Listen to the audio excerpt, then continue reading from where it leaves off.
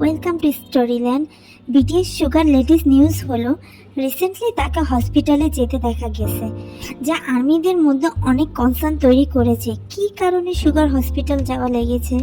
এটা কি তার শোল্ডার প্রবলেমের জন্য, যা অনেক বছর ধরে সুগারকে হার্ট করছে এবং ঠিকভাবে অনেক সময় পারফর্মও করতে পারে না? এটার জন্য সুগা বিটিএস এর অনেক ট্যালেন্টেড র্যাপার এবং প্রডিউসার। রিসেন্টলি সে আর্মি ট্রেনিংয়ে আছে, যেখানে তার অনেক হার্ড ওয়ার্ক করা লাগছে, যার জন্য অনেক স্ট্রেংথ দরকার। সুগার শোল্ডারে অনেকবার সার্জারি করা হয়েছে, যার কারণে এই রিজুরাস ট্রেনিংয়ে তার হিলিংকে বাধাগ্রস্ত করছে।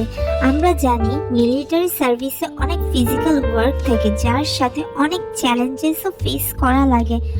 আর রুটিন ট্রেনিংয়ের সময় সুগা তার শোল্ডারে ডিসকমফর্ট ফিল করে। যদিও এটা এক্সট্রিম না, কিন্তু ইনস্ট্রাক্টর তাকে সাথে সাথে ডক্টর চেক আপ করায়। সুগার মেডিকেল হিস্টোরির মধ্যে তাকে প্রপার কশন নিয়ে কাজ করানো উচিত, যেন ফিউচারে সেম ইস্যু আর ফেস না করা লাগে।